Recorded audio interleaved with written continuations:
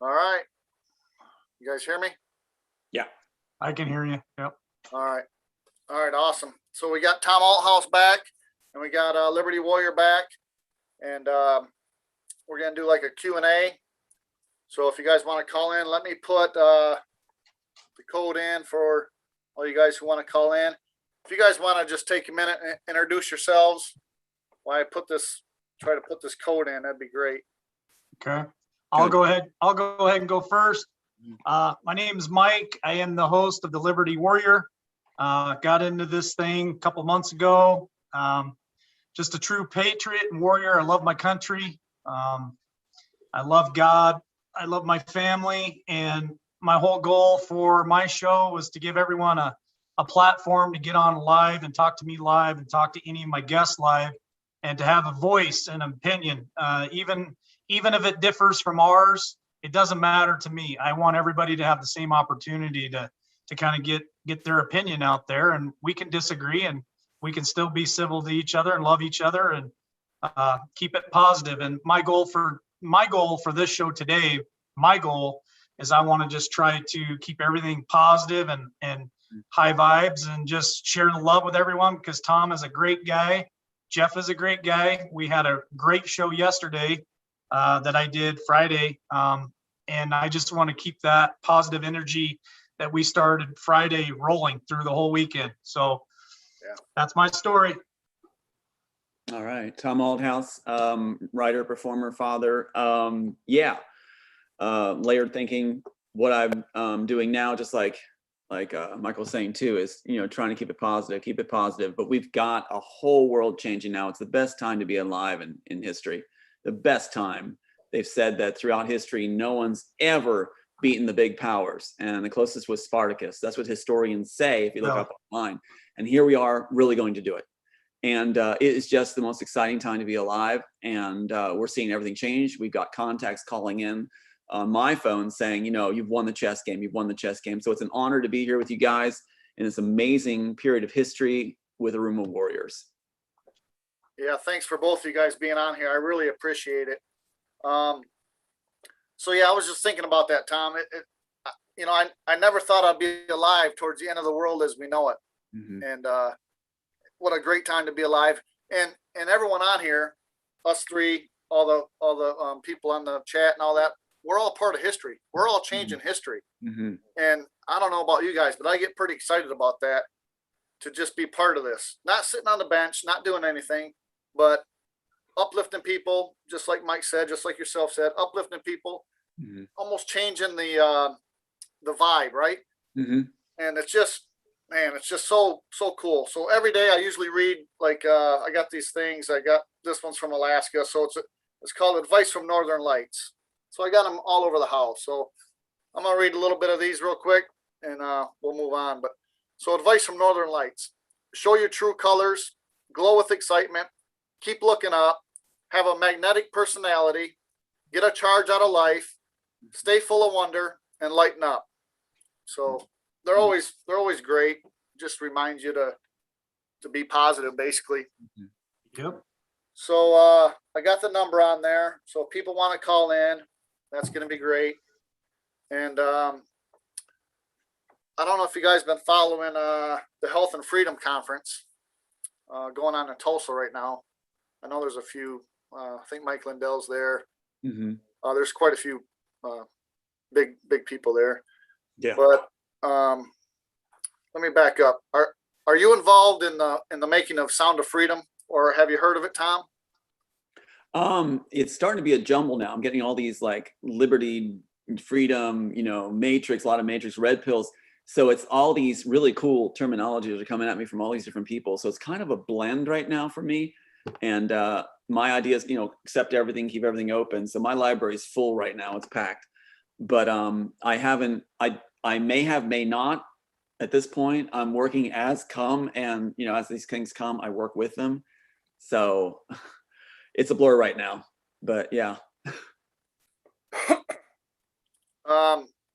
It's Jim Caviezel, if I'm saying that right. And another guy that I can't remember off the top of my head. And one of them was on a Zoom or whatever, and he was talking about adrenochrome. And there was 4,500 people there at the conference, and maybe 500,000 minimum streaming. So that's what I believe we all want to get out. Like Mike had a show the other day talking about all the little ones. And what we got to do is we've been sitting back for too long. We got to get back in the game, and we got to address what's going on. Child trafficking, corrupt banking system, corrupt court system, medical system. So we got to take the pen back from all those corrupt, evil elites, and we got to start writing our own ending. That's right.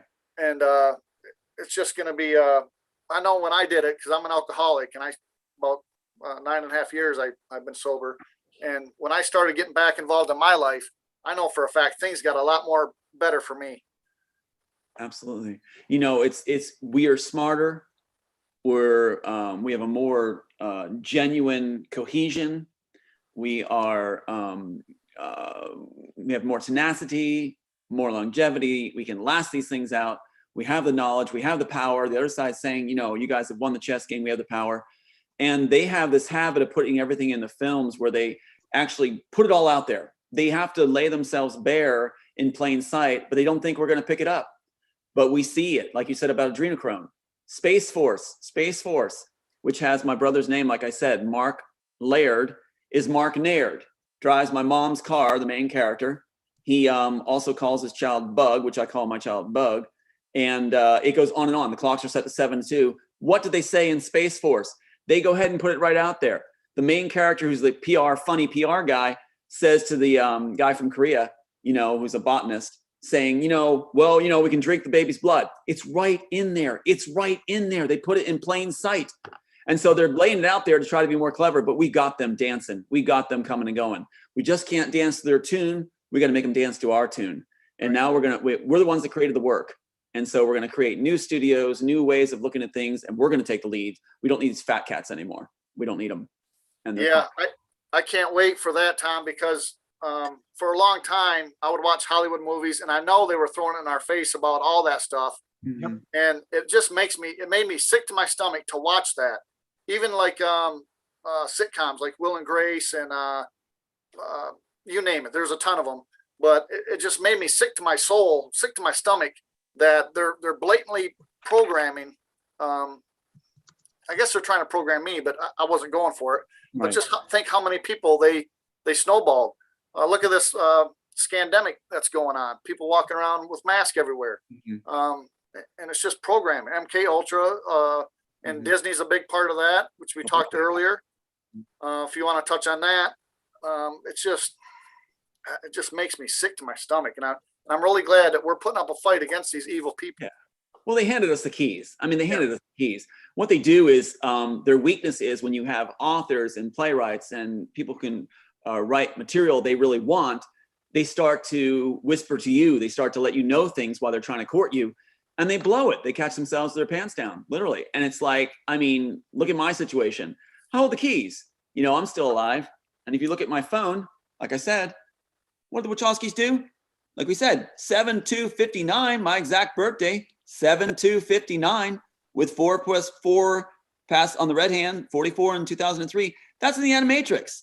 Now, there's no way they can get around this. They try to use talking points, say, oh, it's just a coincidence. Really? 7/2/59? The game is freaking over.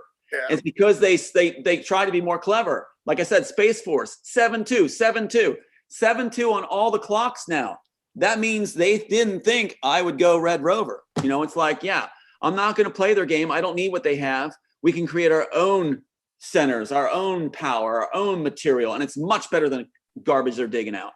They're rehashed. Disney has a book they hand out to their writers, which basically confines them to writing the same old myth over and over again. Like I think it's called 1,000 Faces or something along that line. And it's like they're settled to that.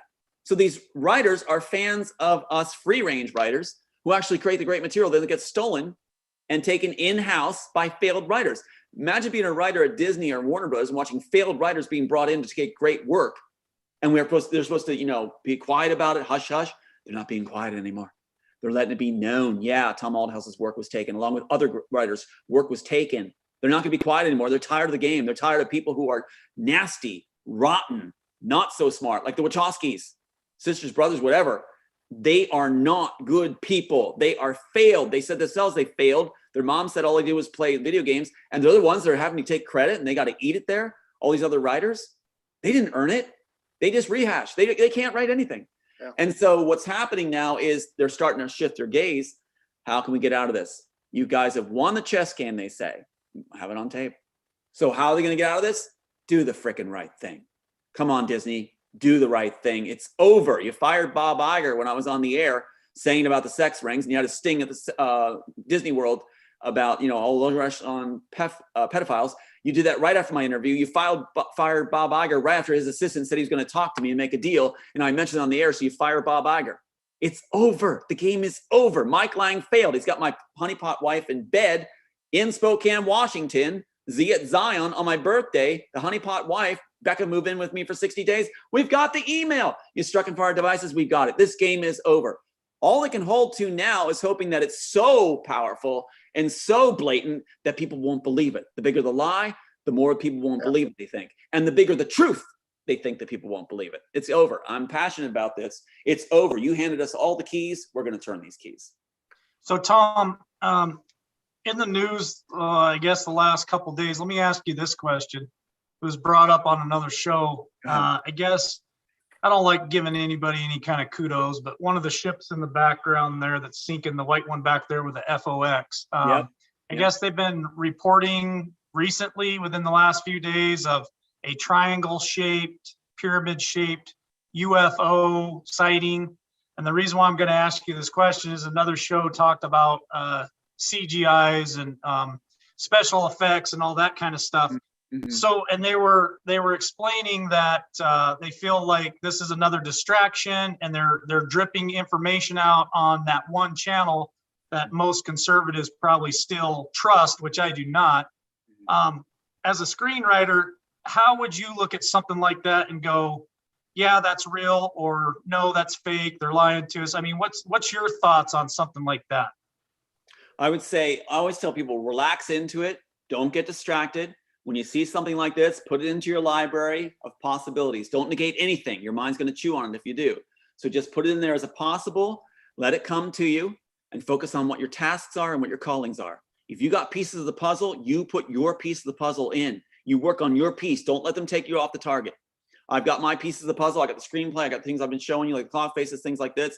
I'm going to ram it home. They're not going to distract us. As far as aliens and things like that, of course, I mean, love it or not, the universe is full of life. We know that. It's out there. And there is tech that we have. Now, if I was proven wrong and people come forward and say, look, this isn't true, fine. Okay, that's fine. I'm not negating anything. But if we find out it's true, I wouldn't be surprised at all. But even if aliens showed up waving and throwing popcorn at us, I'm not going to go off my task.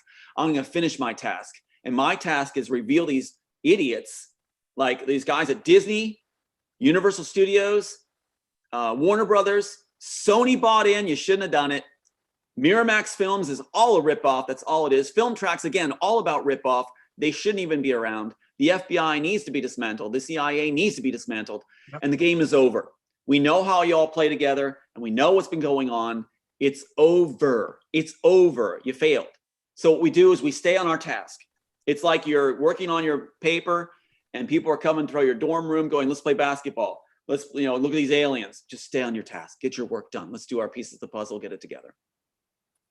Now, do you think most of these big executives from, say, Warner Brothers or Disney are already taken care of, Tom? No, they're not taken care of yet. What's really interesting, I believe they're not taken care of. Sure. Again, negate nothing. They could be. Sure. They could be. But as far as the premise of the film that I feel, they're so upset about and wanted to profit off of, the premise in the film I have, The Immortals, which became Matrix, in that film, top people are set aside to come back for a new world order. They are set aside, their families, and as if they disappeared.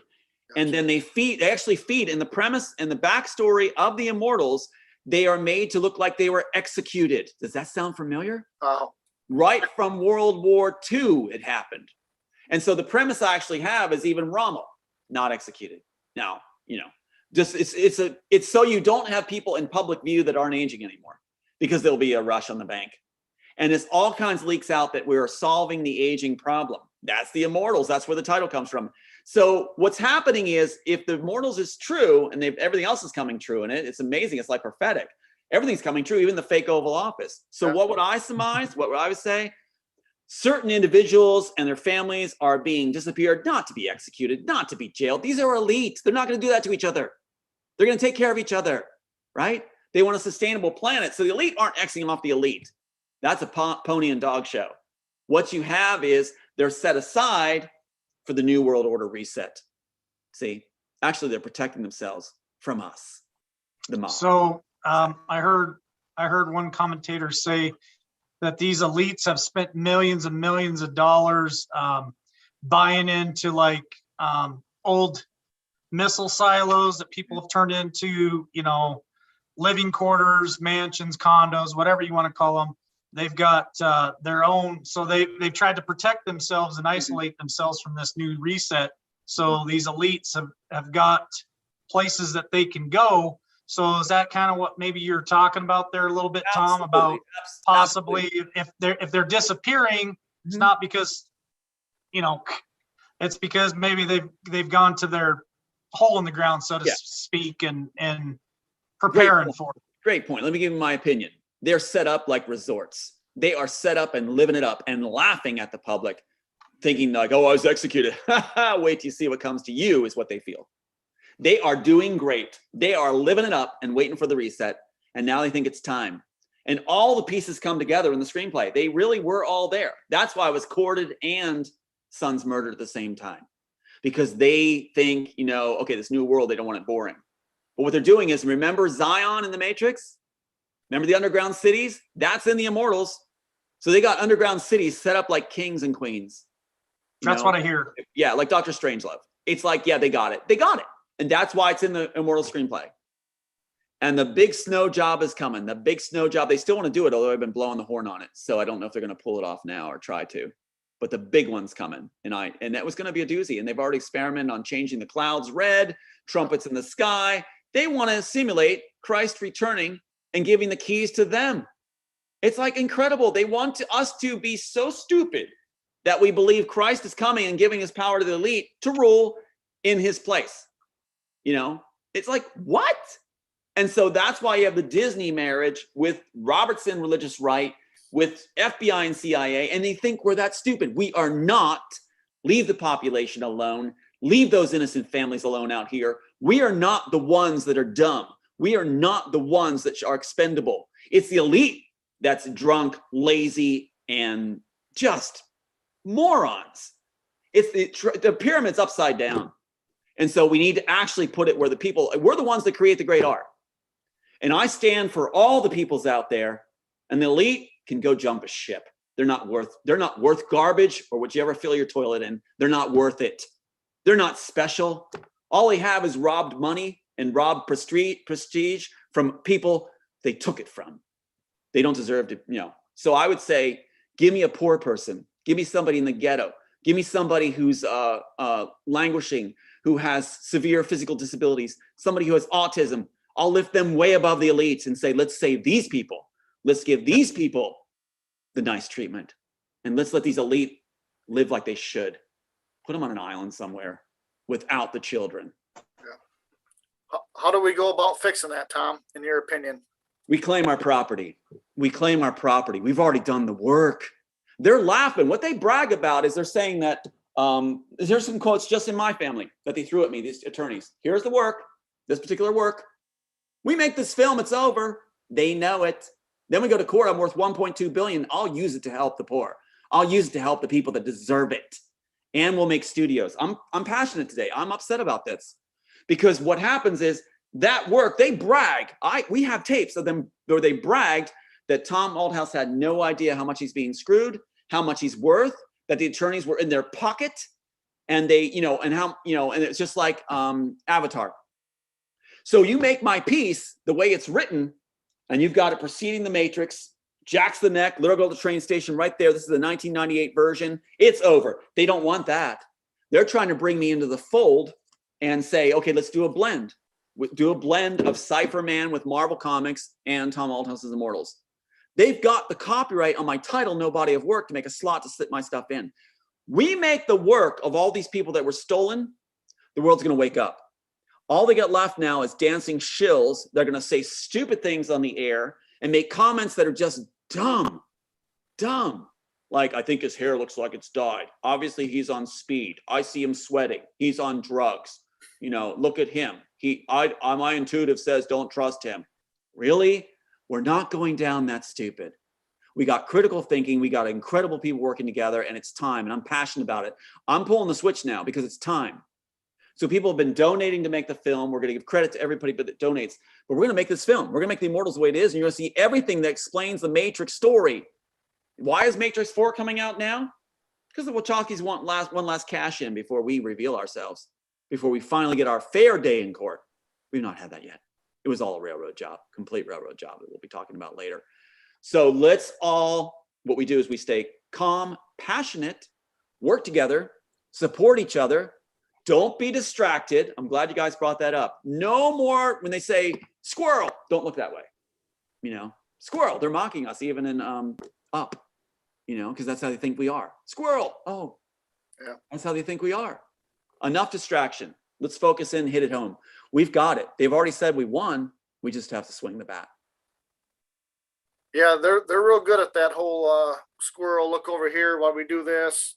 Like you said, yep. CIA, FBI, mainstream news, you name it. They're so good at it, and they trick so many people. And some people, in my opinion, think that they're almost lost. They're almost hopeless. Well, what do we do? How can we fix it? And like Mike brought up, they're sitting in their bunkers in Brazil or wherever they're at, eating filet mignon every night, and waiting for us to kill each other. $100 gallons of ice cream, right? Mm-hmm. Yeah, they are living it up and having a great time. It's up to us to look. What you do is you look for the people that look sort of ragged. I don't look perfectly groomed. We've been through hell. Now look at Snowden. Snowden's got I saw a program for Snowden, and it's like, what is he warning us about? And it's all these expensive graphics. The whole thing was like done by major studios. It was like incredible. Everything was like actors cast, things like this. How's he doing that for Russia? What's going on?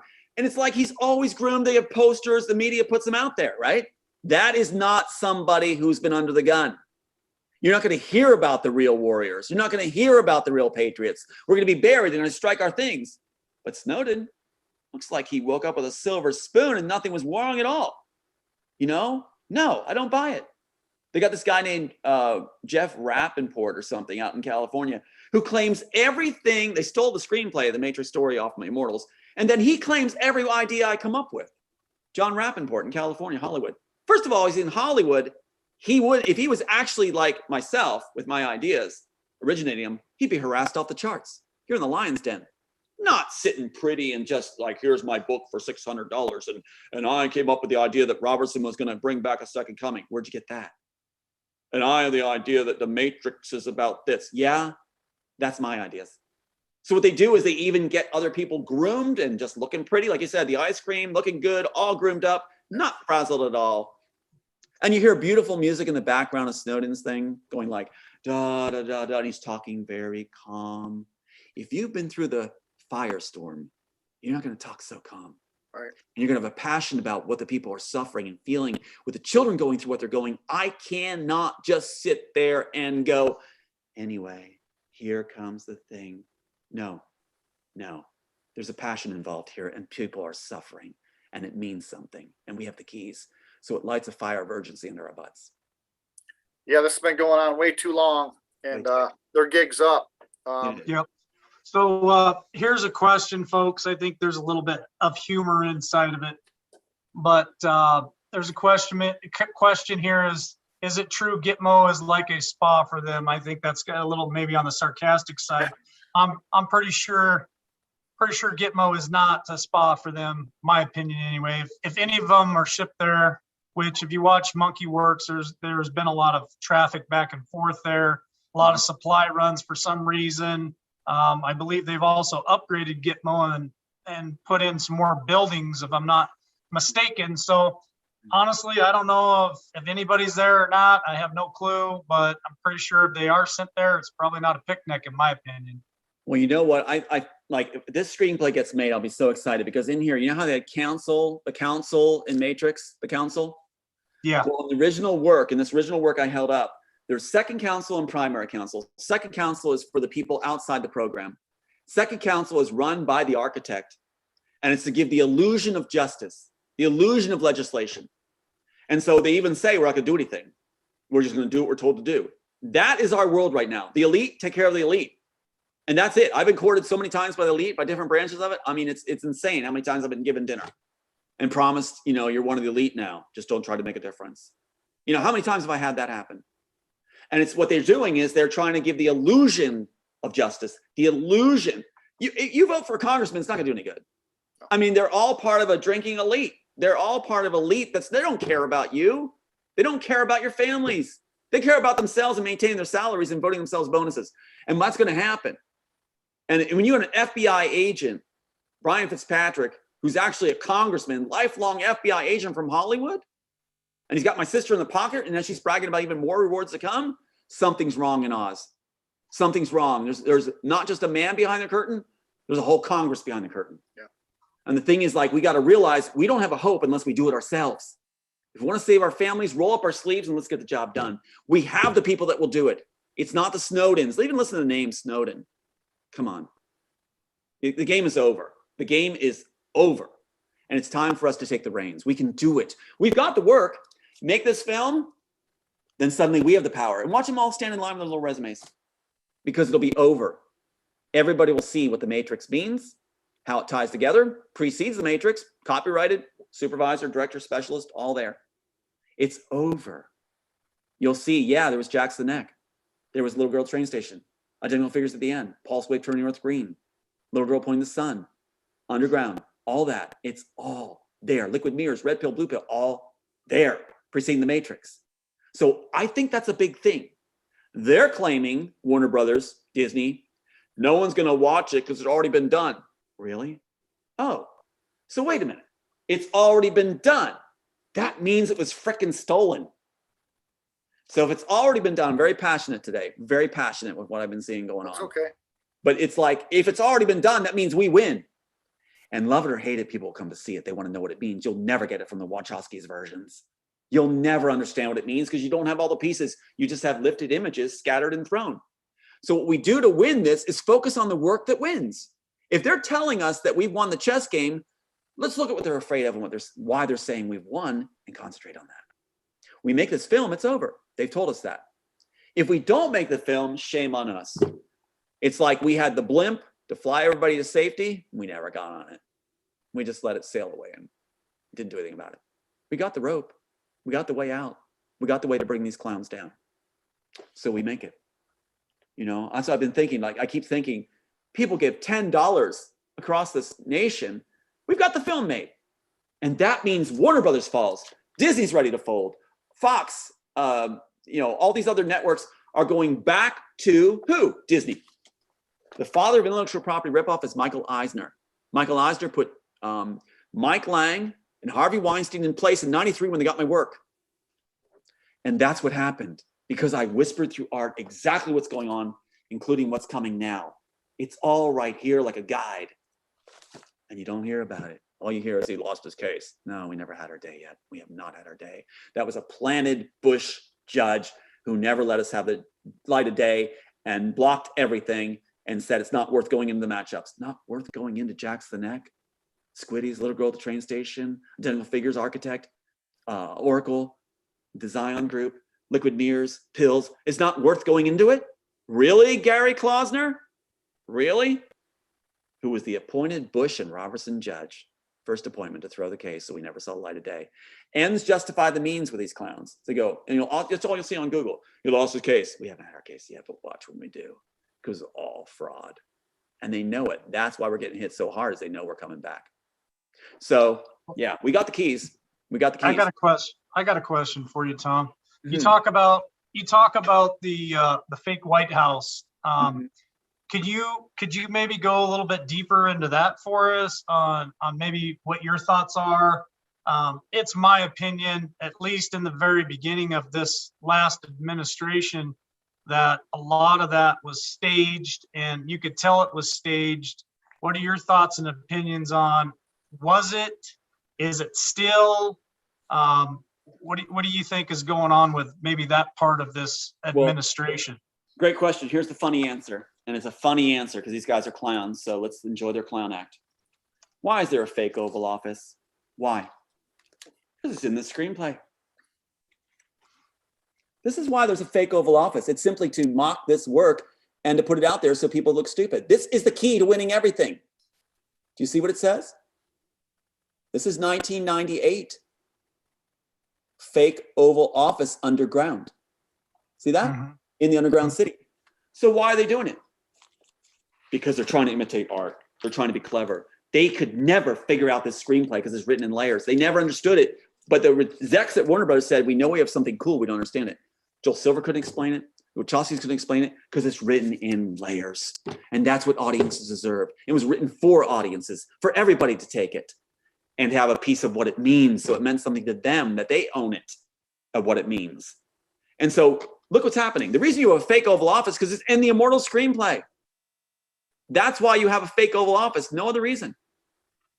They're imitating what they don't understand and is worth a fortune. We make this film, it's worth a fortune. We hold the keys. We buy the islands and treat people right and build the studios. And I've got 14 other screenplays. They know it. So there's been whispered this idea that if this reset occurs, they'll still offer me to join it because I'm a novelty. I'm a novelty. The guy that kept pure, the guy that stayed good. I be that little novelty they'll bring over like their zoo. But I don't want to take it. I want to do this right. And they know it. Now they have the opportunity to do the right thing. If they want good art, if they want to be bored to tears in the reset world, go ahead. Take out the real artists and keep your guys that failed that do stolen work because you want it in-house. But they have a chance to do the right thing. And Disney's thinking about it. They're thinking about it. They follow what we do. You know, I know enough from the calls that I heard and the contacts contacting me. They're thinking about it. So I'm trying to urge them to do the right thing. I'm trying to urge them to say, you want good material? Then let us lead the way. Let people like ourselves, our families, leave our families alone. Get rid of your Mike Langs. Get rid of your Harvey Weinsteins. And somebody, please, get Michael Eisner to shoot straight and do the right thing and stop being a monster. He's concerned about his legacy now, as is Robertson. Michael Eisner, your legacy is trash, and it will be because all this is coming out. If you want to have your legacy protected, you're so concerned about your legacy, do the right thing. And that's my message to him. Do you think they're too far gone? No. No, that's the whole premise. We have to believe that everybody can make the right choice. No matter what they do, we have to believe it. One of the things, it's a great question.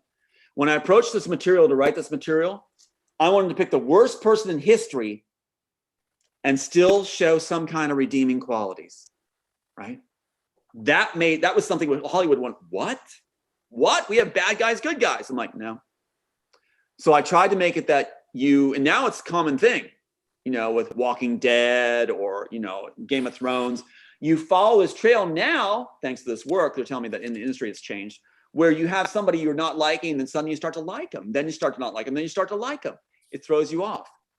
That's what I was introducing in 93. And so what happens is even the architect has his moment where he has feelings. Shakespeare did the same thing. Richard III, we like Richard III when he's talking to us, but he's a villain. Not in history, but in Shakespeare's time for the Elizabethan court, a villain in his piece. So you do that and you have a richer material. But if we can show pathos for even the worst character in history, that means we can lift all of humanity. If we can lift all of humanity, that means Warner Brothers is wrong. We're not all evil at the court. We actually are redeemable and worth it. And humanity can evolve. We're as strong as our weakest link. And if we have that kind of compassion for all of humanity and all life, we're going to evolve well. We're going to evolve well. And personally, I feel like we are being observed. I don't feel like I'm being carried off in spaceships, but I do believe we're being observed. There's life teeming in the universe. Of course there is. But there's one to see. Are we interesting? That's my take. Are we interesting?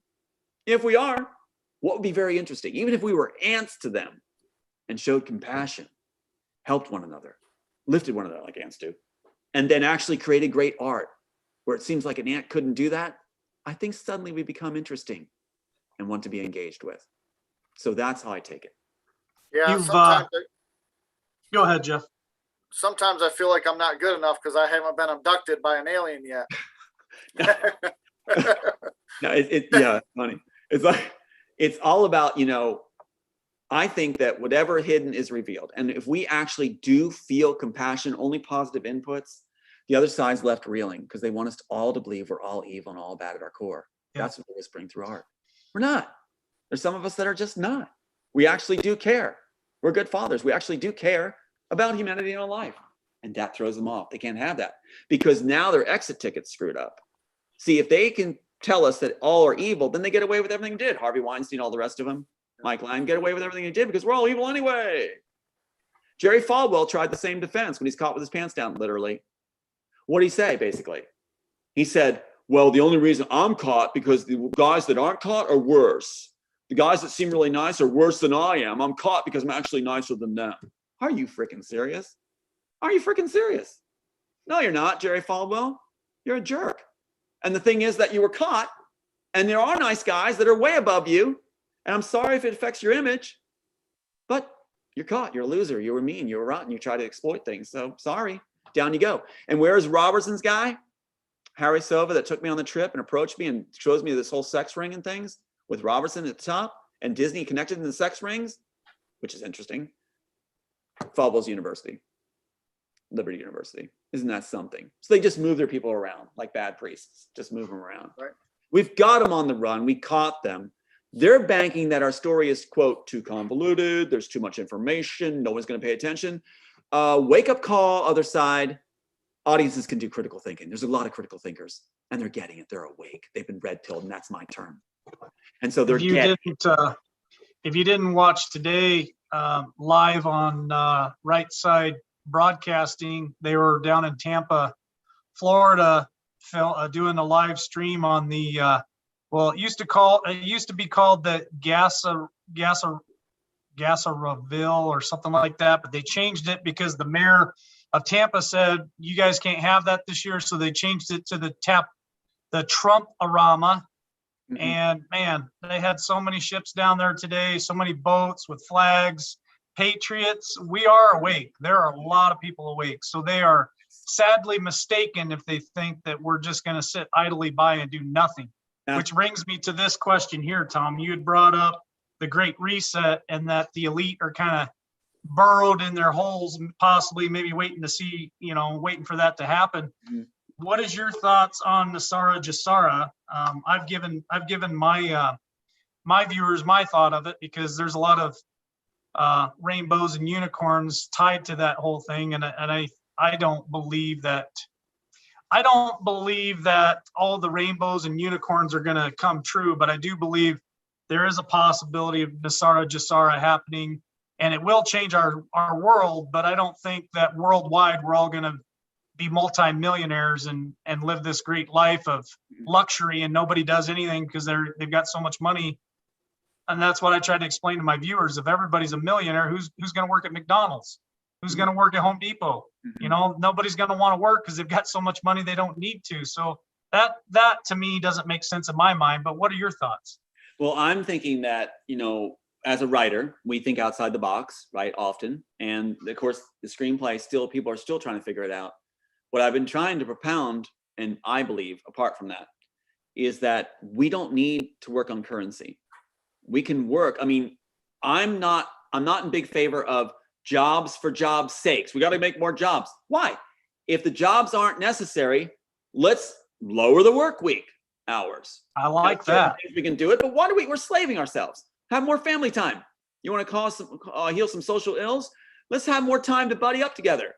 Create. We don't need to do this slave hour work week and create jobs for jobs' sakes. What, guys are going to move rocks around just so they can have a job? It doesn't make any sense. And we're ruining the planet at the same time for jobs' sakes.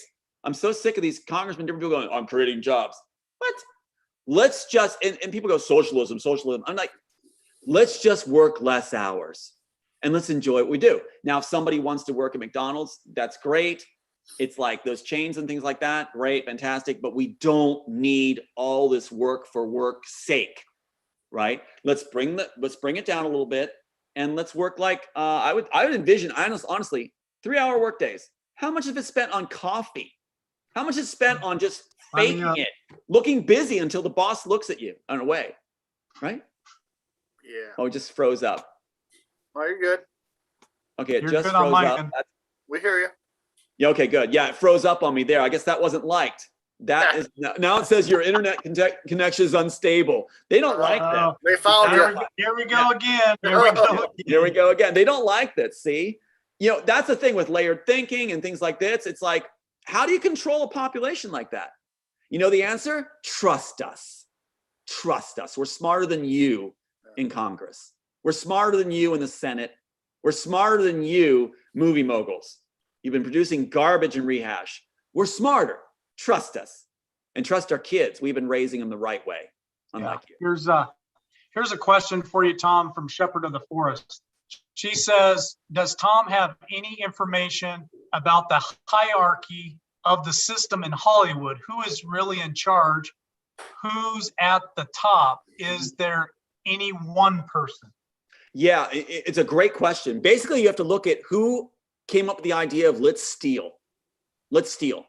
Now, this is a marriage between the FBI, CIA, and the movie moguls. In fact, one of the contacts that called me said it's not the movie guys that have the power. It's the state guys over them. Because what was that brought in for? To control content. It was supposed to be about national security and things like that. Well, they got drunk on it. We can make a lot of profit. Oh, we got red carpet seats at the Emmys and the Golden Globes. Oh, we get to do this. Okay, instead of safeguarding intellectual property, we'll take it and help you take it. Who are the worst baddies? Now I'm going to lay them out. I hope we don't get struck for this, but Steven Spielberg. Steven Spielberg, one of the worst. Michael Eisner, Disney, one of the worst. These guys got together and said, hey, let's just take it. Josh Whedon, bad. Christopher Nolan, not good. These guys talk in their own sessions when they teach writing that, yeah, they steal. They're telling students that they steal. And it's like, and then what the studios did was they said, okay, we'll bring failed writers in that'll be loyal and it will have all this stolen material in-house by claiming it's the ownership and creation of those we bring in that are failed writers. That's why De Laurentiis wined and dined the Wachowskis when they failed at everything. And their mom said, why are they being wined and dined? They flunked out of school, failed their painting contracts, business. Their mom said all they did was play video games. And why suddenly is Mel Gibson bringing in De Laurentiis and they're wined and dined when there are 2 films they claimed they were working on, Plastic Man and Carnivore, still nobody will touch? Because they need in-house people that'll be loyal to them to take the work. And that's what they have, a system of doing that. And then they can come and go, taking it made whichever way it goes. My title, The Immortals, is registered now, first under De Laurentiis, who winded on the Wachowskis, The Immortals, without a body of work and all the titles with it, that they subbed under it, subtitled. And then it went under the biggest investment firms in the world, claimed ownership of my work, the title, Immortals, to create slots they can slip it into. That's how big this is. They think we're that stupid. Thank God they thought we were stupid. And one of their own people said, if you're smart enough to write the Matrix, Tom, you're smart enough to follow the trail. I'm not going to help everybody go down that trail. Yeah. I'm going to help you. I talk fast. I'm passionate, but I can figure it out. Just stay with me. But the thing is, we make this film, it's over. So really the baddies, Spielberg. He was such a monster. Such a monster. Do you have share screen? Yeah. Okay, put me on.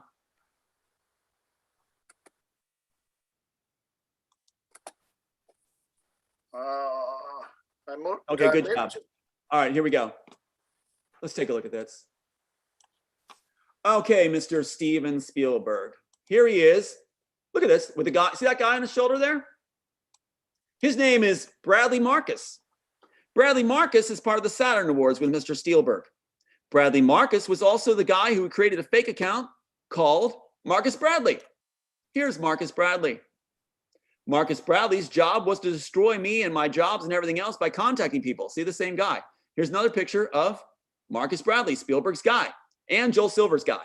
So here's a little picture over here with, see how he reversed it? This is Bradley Marcus. Here's Marcus Bradley. And so even the police said this account doesn't exist, but here he is mocking me. 5-star service, highly recommended Anthony Rankin. That's the guy they used to throw our case.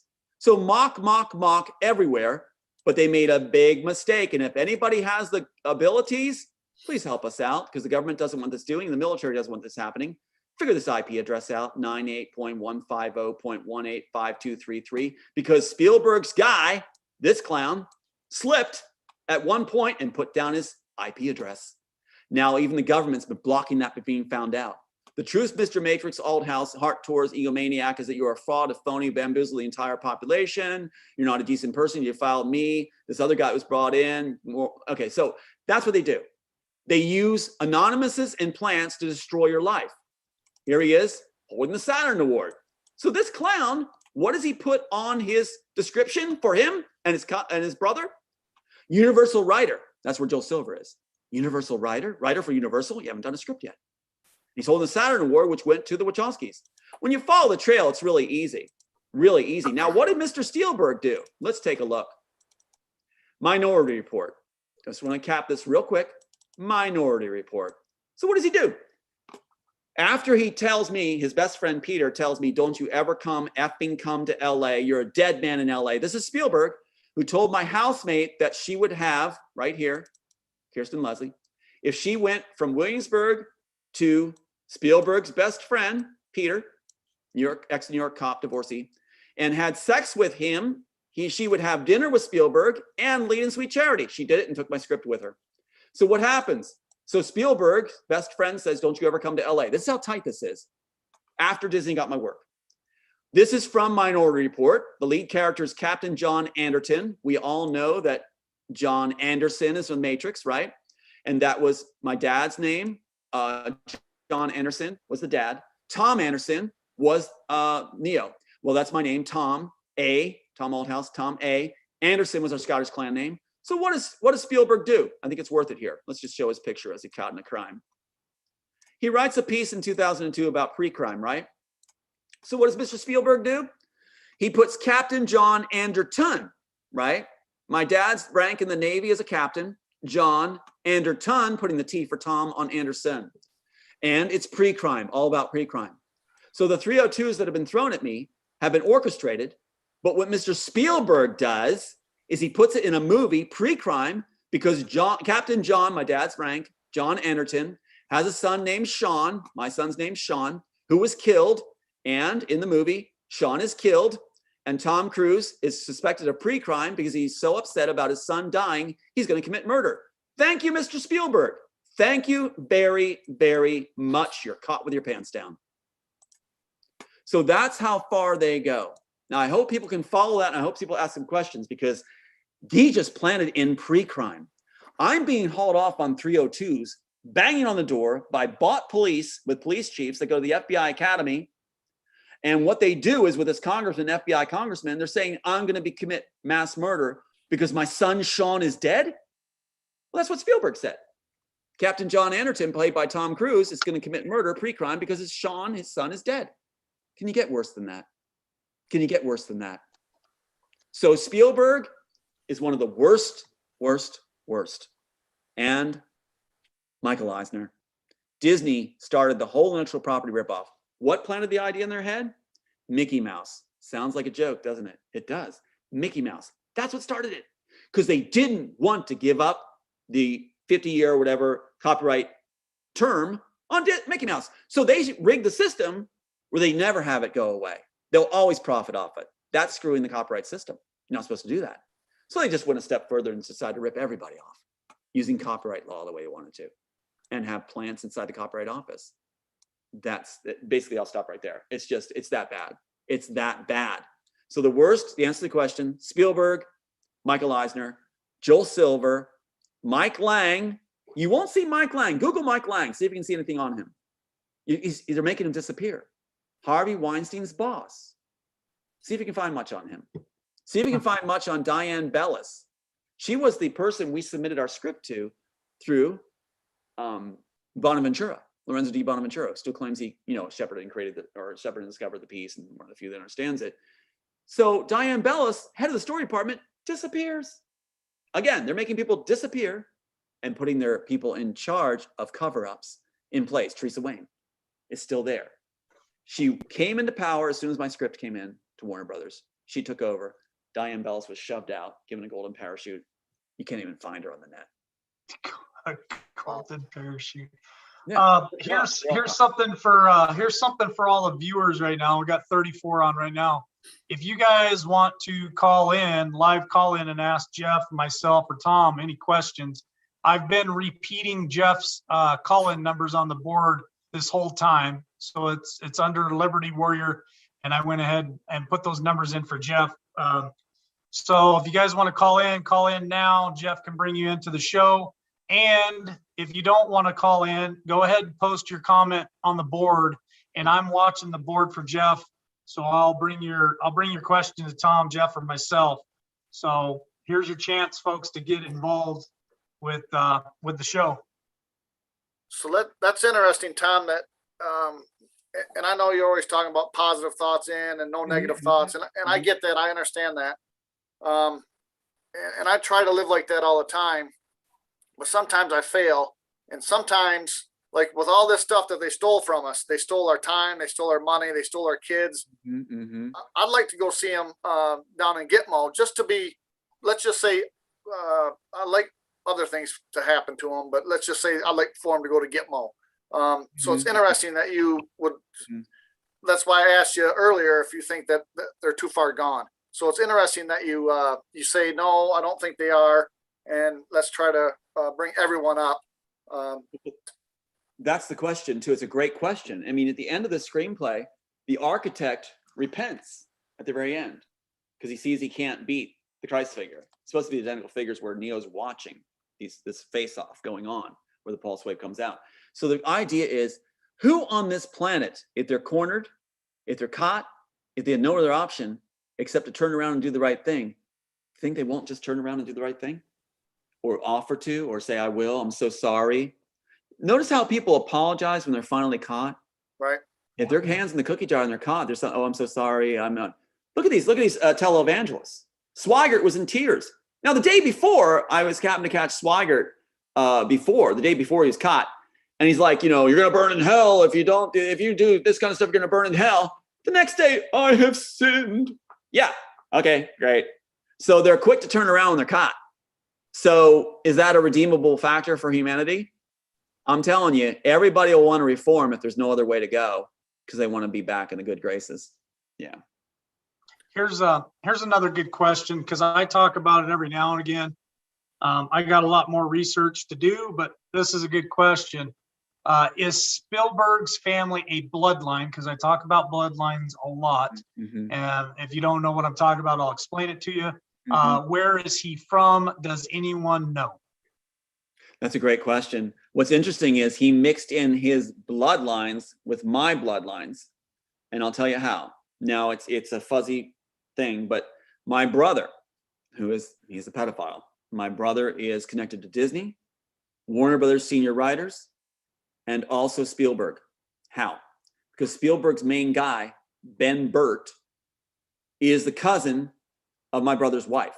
What they do is they marry you into the families. See, I was supposed to marry the woman whose sister is Patrick, intellectual property at Warner Brothers guy who actually ripped off the Superman family, she told me.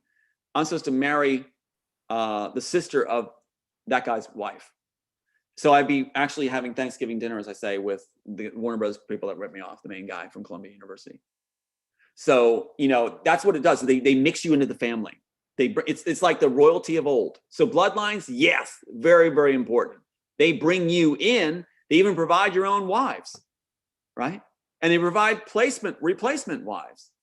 Now, it's an interesting thing. If you want to change things around, they use alumni, alma maters, right? Like I said, USC draws the people to steal from USC. Failed writers in the writers program at USC are drawn out and used. They used it for Alder Carbon. Sophia Stewart came from there, a plant. Now they're saying that she's a witch from Warner Brothers, and that's her number one saying that, in-house witch. So it's like she doesn't have any claims. But the thing is, if you want to take these guys on too, listen to this. Question the alma maters. Put the pressure on the alma maters. Especially Berkeley Law School. Berkeley Law School should hang its head in shame. All the attorneys who threw our stuff and bragged about it are from University of Berkeley Law School. USC should hang its head in shame. What they're doing is they're going like, oh, these guys are successful. You know, they're part of our success. No, you became a drawing ground for the pedophiles and those that have done the worst in humanity. So USC and Berkeley should be ashamed. Columbia University, sorry for anybody alumni from that, but they're drawing people like this guy, Patrick, from Warner Brothers. And they should be ashamed of it. Yet they post it like, you know, oh, we got this guy and, you know, these guys are alumni. Shame on you. CBN, anybody that goes to CBN, Regent University, you should hang your head in shame. Robertson has used you, and you know what's going on there. I've had student body even talking to me now saying, yeah, we all know what's going on there, but he does some good. Yeah, we know there's affairs and everything going on. There's a sex ring, but he does some good. That's like you say about Hitler in World War II. Yeah, he made great roads, the Autobahn, and he fixed up things, got people economically sound again. That does not make him a good guy. And you should be ashamed. We're saying the Germans from World War II should be ashamed, those that knew about the concentration camps. If you're a CBN grad, you should be ashamed because you know what's going on there. They let you know. And you should have been saying enough of it. But they go take their degree and say, I'm not looking, and they pretend to be a Christian. I'm so sick of this complacency through the alumni game. It's time to shuffle those cards again and say, okay, certain schools are with pedophilia. University of Berkeley, USC, Regent University, and it goes on. Shame. So you've said a couple times now, Tom, that you feel like everybody should get basically what I'm hearing you say is everybody should be able to have a second chance at all this. We're going to raise everybody together. What are your thoughts on these people that, and this is just, I guess I don't know the facts and I can't prove any of this, but what are your thoughts on these people that are deep into pedophilia and have ruined multiple children's lives and even gone even a step further into the satanic rituals and adrenochrome and we've heard of them sacrificing the children and stuff. So what is your thought on that? Because I'll tell you what my thought is. Okay. When they get to that point, they've sold their soul to the devil. Once you do that, there is no coming back from that. So in my opinion, those people, they have to go bye-bye in one fashion or another. I don't care how you do it. In my world, in my reality, that's unforgivable. I can take crooked cops. I can take crooked politicians, you know, that have made some mistakes, made some bad calls. I think everyone should have a second chance. But if you've sold yourself for more power, to be an elite in Hollywood, they just froze you. Rich, You're making a good point because they just froze you completely. Can you hear me? I don't know what I'm going to answer with. So I'm still frozen. I can hear you. Still okay. frozen. Well, that's Froze my you, question. Tom. Still frozen. Now they froze him. Yeah, they froze you now. Okay, I'm hearing something. They don't want this one answered. They're not going to Wow. answer. It's a great question. Wow. Yeah, it says your internet connection is unstable. It's a fantastic question. Great question. And here's my answer. Being a historian, I'm an historian artist, right? I like history and art. I blend it together. If you look at ancient Rome, America is the first republic, they say, that really exists after ancient Rome. We really, look at our buildings, our government buildings and everything. Look at the way we are, our laws and everything. The illusion of justice. What happened to ancient Rome? Okay, let's say, Michael, you're emperor. You're now emperor. Okay, you're going to swing the axe. And I'm not chastising. I just want you to get a taste of this. Okay, let's execute the first people. I'm not coming down on you. I'm just saying, I want you to take this journey with me. Okay, we're going to execute the blood drinkers, right?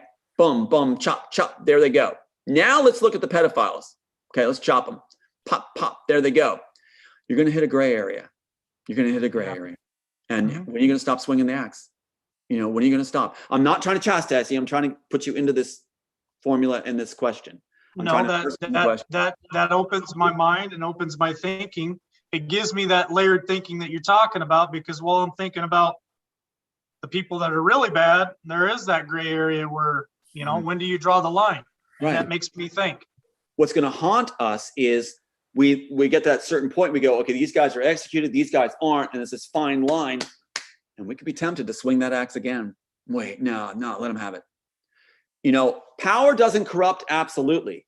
You just can't put it in the stupid people's hands. And I'm talking about, when I say stupid people, I'm talking about those that do drink blood, those that are pedophiles. But if you look at the entertainment industry, I was on Shakespeare Express, Shendo Shakespeare Express tours, and did 2 years touring. I was replaced because I complained about what was going on. There was underage sex going on by the guy that replaced me. He replaced me, this guy, John, had like a 14-year-old. And the owner of that SSE in Virginia, Stanton, Virginia, said, I just want my actors happy. I quote, I just want my actors happy. It's a 14-year-old girl whose parents are sending them to a special camp in the summer, and your lead actor's sleeping with them? Had a torrid affair, they said. 14-year-old. So in the industry, directors often say, I just want my actors happy. Pedophilia has been right across the board in all kinds of organizations, and they just wink at it because they just want their actors happy. So what do we do? What do we do? You know, that's a great question. End up getting awards. That's a great question, Tom. So here's another question that ties right into my question. I think it's a pretty good one. It's kind of out there.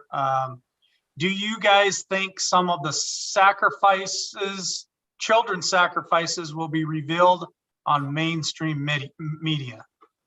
No, I don't think. I think you're going to see a change of mainstream media. Mainstream media is gone. It is so bought, so lazy. If you work on rewards like my sister, she's bragging about getting the biggest reward, what, bigger than the floor of Congress being mentioned? She became lazy and evil. It's like the media has become so lazy, they don't know how to do their job anymore. They're used to shortcuts, easy rewards, do what they're told, talking points. Just read the teleprompter. That's all they do. They're mouthpieces. They're mouthpieces. They don't know how to do their job anymore. So what you need to do is actually get people in there that are impassioned, get some young blood in there, get some people that actually care, and watch it all take off. And these clowns will be left behind. You know, these news people, nah. The ones that they don't even know how to report anymore. They don't have that skill set anymore. They don't have the skill set. If you watch right now, YouTube and freelance reporters are blowing up right now. Why? Because we're out there trying to report the news. We're trying to give you facts. I know that I have a show and I spend my opinion into it, but there are shows out there that try to just report nothing but the news. And that's what's going to happen with mainstream. They're going bye-bye. The little guys are going to jump in here. Here's a question. Chicago World Fair, where are those buildings? Chicago World Fair. That was amazing. I remember going to the World Fairs too. And if I'm not mistaken, I thought Disney got a hold of some of those. I thought Disney did. That's a guess. I don't have the exact answer, but something's going in my head going Disney. Well, the World Fair question brings me to a question that kind of just, because I'm practicing my layered thinking. Good. Tesla, and he was at the World Fair, right? Back in what, 1920s, 30s, something like that. And he's got lots of inventions, and they say that a lot of those could really free the world. What's your thought on some of Tesla's inventions, like the free energy? They talk about Tesla's invention of harnessing free energy so that we're not slave to fossil fuels and government control. And people claim that once everyone in the world can enjoy free energy, then that changes the whole scope of the world to where even poor countries can live a great life instead of being poor and broke down and they can't grow fields and they can't do this and they can't do that. Well, that's a great question. I'm a big fan of Tesla. I feel like a kindred spirit to him because it's like, you know, Elon Musk got it right out of here. This whole thing about the Neuralink is right in here and all the ramifications are right here. So no thanks, Elon Musk. He talks about it on the air and he doesn't get it right. It's like the Wachowskis talking about the script. They don't get it. They don't get Neuralink at all. But the thing is, like, Tesla, love him. I think he's great. I think he's one of those genuine guys. And it's like, yeah, our economic system is a block. I remember when I was a youth going it was like junior high, we went and talked to the guy who was in the World Bank. And this guy came out and talked to us, and I raised that question. He didn't like me very much because he's saying, like, you know, we send people, we have industry over in foreign countries, and they pay them like, you know, way below minimum wage because that would upset. I said, why? They go, well, that would upset their economy if they get the wage we get here. I'm like, that doesn't make any sense. That would put more money into their country, and those people would live well. And why not? If you're going to bring the industry to them and use them to make the industry, then why don't you pay them fair and equitable, wages? But they're skirting around and going like, well, that would upset their country. BS. So the thing is like, what was I going with that? Oh, take me back on track again. I'm layered. What was it? I was going on a nice little tangent there. You were talking about, I asked the question about Tesla, and then you went into Elon Musk. Right. And here's the train. Okay, it's like 3 layers going at the same time. The point is, our economic system forbids us to have that free energy. Our stupid economic system. I remember a teacher talking about it in college. I'm like, what the hell are you talking about? Law of scarcity? Are you serious? Don't put too much of the product out there, because then it means you get more of a market buying it. If the people need it, want it, and somebody has it and somebody doesn't. That's stupid. They might as well bring back concentration camps. These people will starve because they want the product we have, and we'll have it more value because they're wishing they had the potatoes. It doesn't make any sense. So once we correct our economic system where it's not about scarcity and demand, free energy can have a place. Free energy can have a place. But until we do, what company's going to do it? They're going to think, wait a minute, we won't make as much money if we make it available to all, or if we have these water-driven hydro cars and things like this. Like, that's not going to make us a lot of money. It's like, what? We could switch over now, but it's the economic system we have, which is such a monkey, stupid first grade kindergarten noby. It's so stupid. I can't believe they teach it. We got to change our economic system. It doesn't make any sense. The law of scarcity, that means families do without, so prices can be higher, make a better profit. Doesn't make any sense. It all goes back to greed. It all goes back to greed, Tom. All back to greed. Yeah. It all goes back to that evil bloodline from Cain and Abel. That's right. The devil's been running rampant forever. Yeah. And what about the advertising? What's the advertising do? To get you to buy something you don't really need. What? Save us all the garbage. Get rid of all the commercials. We don't need it. I don't want to buy it. Get rid of the commercials. Not interested. Just stop feeding us garbage. Absolutely. I don't care if it's a pretty woman there, or a guy has a car and it's like a red car and it's like, oh, that's going to attract a woman. Not interested. I just want to watch the programming I want to watch. Get rid of your commercials. It's not going to work. And it's so stupid. It's so monkey style, little small-minded, where they actually turn commercials volumes up to grab our attention. They think we're that dumb. Like the commercial goes, boom, boom, boom, boom. Like, oh, wait, there's volume. I want to buy that. Spielberg, again, how does he depict population? He depicts them like Men in Black. They come in the room and they're all like this. The family's on the couch going. That's Spielberg's view of humanity, the public. He hates you. He thinks you're an idiot. The thing is, Spielberg's the idiot. And I'll say it right now, he's an idiot. And he has ripped too many people off. And he should be guilty of murder for my sons. It is his fault. My sons are dead. Spielberg should be behind bars. Now, would I want him executed? No. Because if I did that, I lose my humanity. I really feel like I lose my humanity. It would wear on me. It would be something where I wouldn't be able to keep that thing about positive thoughts only. I think there'd be a negative thought coming in. I just was responsible for someone's death. I don't want to ever be responsible for someone's death. I want to be what I preach to be. All life matters. So here's a crazy question for you. Talk about the future and dreams, dreaming in the future. And when we were kids, we grew up with the Jetsons cartoons, right? And they had all this cool futuristic stuff, and their cars fly. And I understand that there's already cars out there that do fly. I've watched several videos on them, and they're expensive. So what's your thoughts and visions of the future and way humanity maybe is, 50 years from now, 100 years from now? What does it look like to you? What kind of future and dreaming part of that would you say? I think we're going to look back and laugh at ourselves, and we'll also shed some tears. Our schools will actually teach what I feel is layered thinking. We're going to be dynamic, charismatic individuals that connect on all kinds of levels, create on all kinds of levels. We're going to have much more time for ourselves instead of being slaves with a Federal Reserve that every money it gives us is already loaned and we owe debt on, and we can never pay the debt because they're the ones creating the debt. That, ugh. So what we'll have is we watch our system of governance with each other. We're gonna have a lot more freedom. We'll be able to vote online and just say, okay, here's what I feel. Boop, boop, boop. You know, different districts will vote for what they want needed in their district. You know, so it's not like we're going to vote for the national things. We'll be voting for what we need in our local area. We need another water supply. We need to improve this. We'll need to vote locally. Okay, we can do that.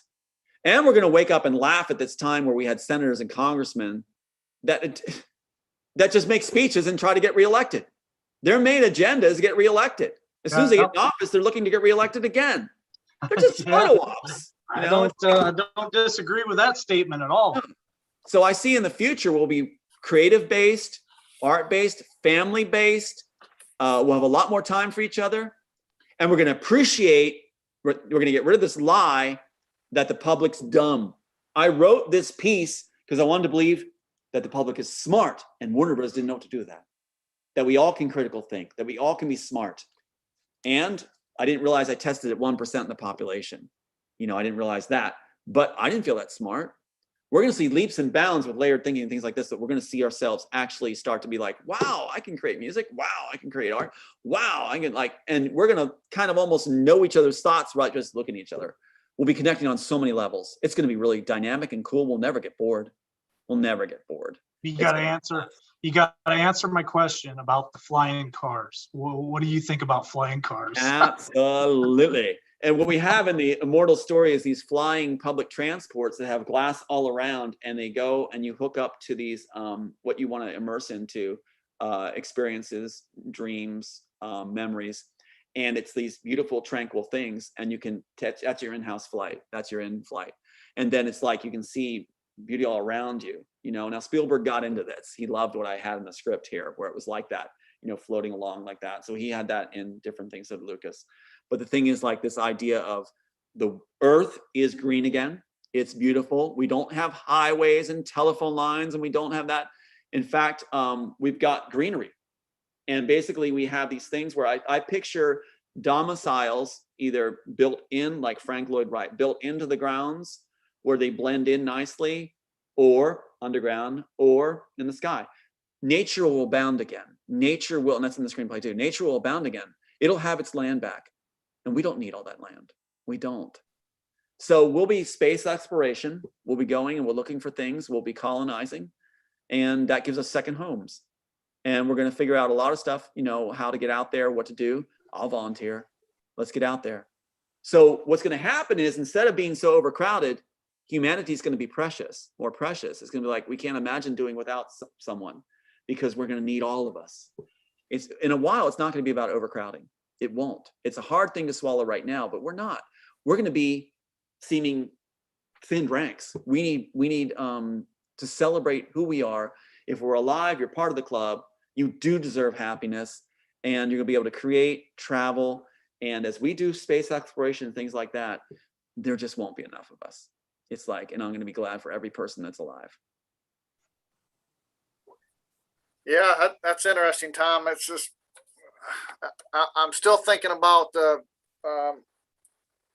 if I go back to, like, my sin's no different than a murder. It's sin is sin. So I understand where you're coming with that, but it's just maybe the programming, or I'm not sure, but I don't know how we're going to get rid of the evil. Well, here's the thing that goes with it. I just want to interject here with you. Think what happened to the man in Florida.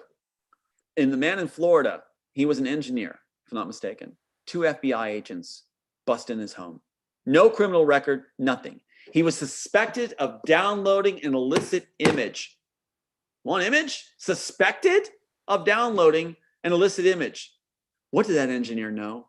Why did the FBI want to take him out? Sure. He's dead. He's dead. Can you imagine?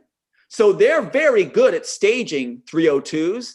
Me, a 302? There's been 6 attempts at a 302 on me, where I'm hauled off in the middle of the night. For what? For creating art? For what? Getting too close to the truth? That's in the screenplay. Am I going to kill somebody? Never. Am I going to commit suicide? Never.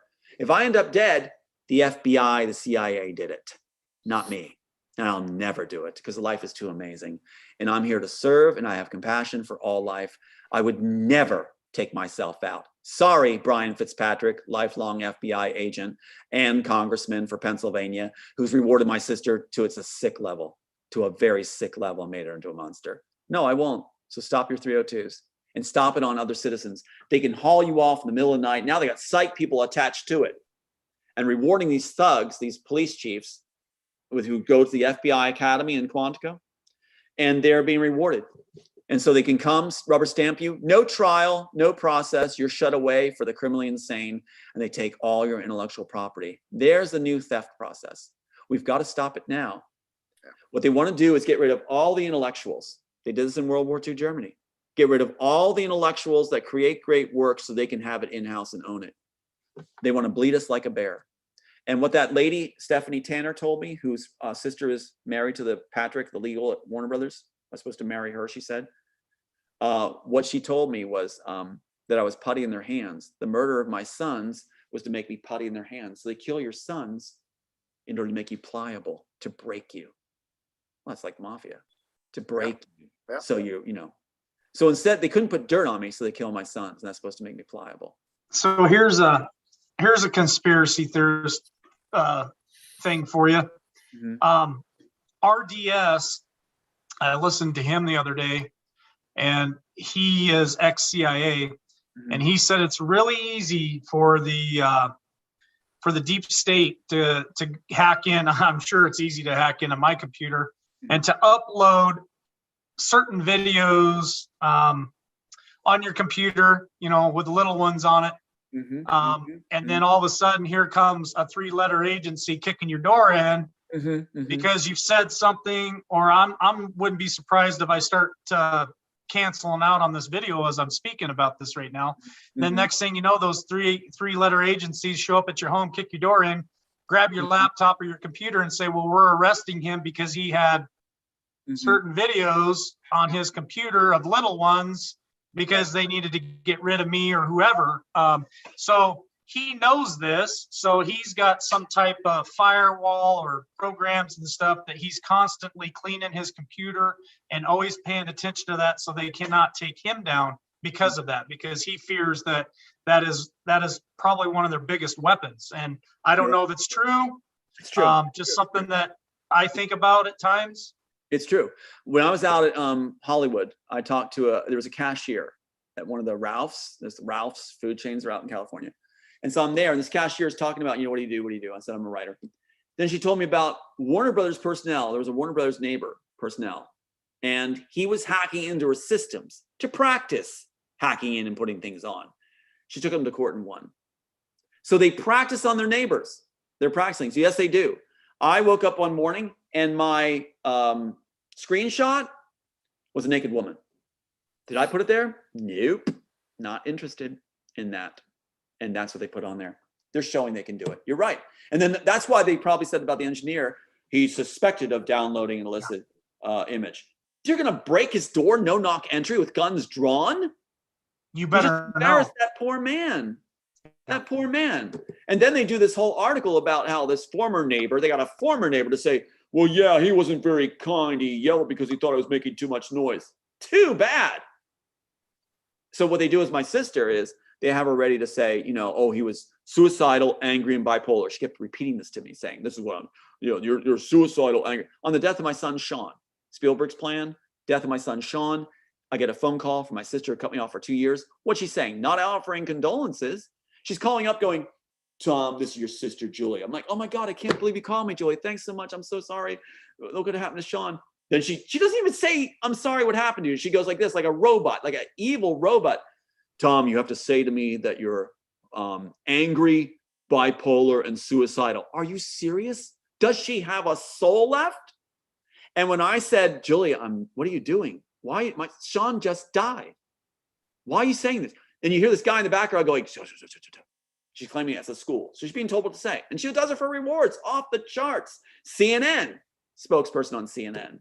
Going to London, trips to the Caribbean, trips to San Diego, New York, on an unlicensed elementary school counselor salary? And then Jimmy Fallon show, top psych person in Pennsylvania, president of psych people in Pennsylvania, all from Fitzpatrick, Flora Congress picks her up after a failed 302 attempt to also award her, and now she's promising even bigger awards. So she said, I said to her, no, I'm not going to say it. It's not true. She goes, if you don't say it, you're saying that that I don't matter, and we won't be able to communicate. We won't be together. I said, we haven't been together for 2 years. We haven't even contacted. You haven't even contacted me. And she goes, well, you'll say I don't matter if you don't say these things. I said, then you don't matter, if that's the parameters. And so what'd she do? So obviously I said, I'm not. So she gets on the phone with all the family and said, I called her all the time and said I was. Why? This is part of the playbook. What is she doing? She's getting ready to have her whore time on the air going, if I die in a staged suicide, murder, she'll get on the air and go, well, my brother said he was suicidal, angry and bipolar. And she gets the airtime. That's how far she's gone. All hate, all profit off her own brother, who she says she knew wrote the Matrix story. That's how far this goes. That's why this has to stop. Part of the playbook is employing family members, including my brother. My brother's only income as an architect is small podunk contracts with Disney World Sheraton. Who's got him in the pocket? Disney. What can we do as small people to get rid of this evil, Tom? Let's get the screenplay made. I'm going to say it just point blank. Let's make this puppy. If we make this puppy, it predates the Matrix. This is the one that was used on set. We've got people from Warner Bros. Coming forward now, like Paul Martin and others, saying, yeah, your script was used on set. They made it up as they went along. They had a storyboard of the visual images, 600-page storyboard you hear about, and they had your script on set, and they made it up as they went along. That's why you have the train man, the ghost, from Ghost. They're sticking in bits as they lift the images they think are cool. They just wanted credit for the images. They didn't care if the story ties together. We can put it back the way it ties together. So let's make it. So I'm asking people too, if they can, we're going to put in the credits, donated. Thank you for donating at the end of the film. But if people even gave $10, it could help us get this thing made. That's what's going to save lives. That's what's going to free the children. Because what we've gone to is they can't win on this. If we make it and they put an injunction on us saying it's, you can't, they're saying there's similarities. They're saying you've got things that are in the Matrix. Then we win. We win. If they don't put an injunction on us, people will come and see 190 matchups that predate the Matrix, including liquid mirrors, red pill, train station. The train station has the liquid mirrors, which are the security devices. If you take the red pill, you can pass through with a family pushing their little girl forward to have a better life in the Matrix when they realize it's actually going to be child trafficking. No wonder they sterilized that scene. So we make it. It's game over. That's why there are people are calling and saying, you've won the chess game, Tom. Now we just have to make it. And I don't care if it's stick figures. Let's show what we have, just get something out there and show what we have. And then that's why they're racing Matrix 4 right now forward. This is the one point in history where we're Spartacuses and we can win. We can cross the Alps. We can make it. Right now, we make this film. Yeah, we can make it. How close are you getting to raising enough money? Are you a quarter of the way there, halfway? No, we're at the beginning. We're at the beginning stages. They keep striking our videos. They keep striking our interviews. Even Michael Jaco, they struck his site. So they're trying to scare hosts into not having us on, see, while doing the diatribe of crazy, dangerous, blah, blah, blah, So does Jeff and I need to say on this recording right now that if anything happens to us, we're not suicidal? Well, what they do is they would interrupt your program, which we saw. They would then try to strike it, or they try to get you to withdraw the videos because they don't want this out. This is the key. In fact, Disney calls me their library. And in the articles, if you look at from Vanity Fair about Mike Lang, they call it the Disney Library. We hold the key. We make this piece. That's why the Wachowskis are racing the Matrix forward with Warner Brothers. They're racing it forward at this time, after all this time, because I'm supposed to be dead. So you guys won't be killed. No, you're not. They won't do that to you. They may. I'm just making a joke. Oh, all right. Yeah, I didn't think it was too funny, Mike. I just want everyone to know that I am not suicidal. So we know that. I mean, yeah. The funny thing is, if you think in layers, there's no way you could be. Life's too dynamic. It's too amazing. And the way you connect with other people, it's just like, whoa, it's really cool. And the creativity that comes out, who would ever get bored? I mean, I got 14 other screenplays too, but this is the key. It is the key. We make this, we got them. And then watch what happens in the court when you have a fair day venue and due process. They don't have a leg to stand on. We got them on tape saying they don't have any working drafts for the Matrix, none at all, no notebooks. The Wachowskis lied about it, nothing. They're probably going to try to craft some now, like plagiarizing, but they don't have anything. They have nothing. They're on tape saying they have nothing, so they're caught. Nothing. They said it's a moot point to ask for discovery. So we win. We'll win. But first, educate the public. But can you imagine seeing the Matrix story the way it was really supposed to be written, with all the things tied together? I just watched it the other night, Tom, the first one, and Right. Just knowing what I know, from talking to you, it blew my mind. I couldn't imagine you writing it how you thought it was, and how it's just going to be unbelievable. So where can they go to donate to your cause? Well, redpillrising.org, redpillrising.org is the website, and there's a PayPal on there if anybody wants to give. It would be helpful. But what we're going to do is put in the credits of the film, like the Warrior section, those that actually gave something. It doesn't matter if it's $10 or $5. We're still. I put your information in my show, and for some reason, it's not showing up. Of course not. They don't want this film made. They do not want this film made. That's the point. And it's like, some donations are coming in now. It's great, but they're striking. They are so scared of this being done.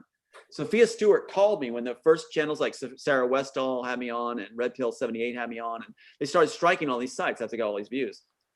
And it's like, she called me right when those sites got struck. And it was like, do you know who this is? I'm like, you sound familiar. And she's like, yeah, all these sites are getting struck that you're on. I'm like, okay. She's like, how much are you paying them? I don't pay them. Unlike you, Sophia, I don't pay them. They just have me on, Then she goes, well, you can't make your film. You make your film, they'll put an injunction on it. I'm like, well, if they put an injunction, have at it. That proves we're right. That means there's similarities and we win.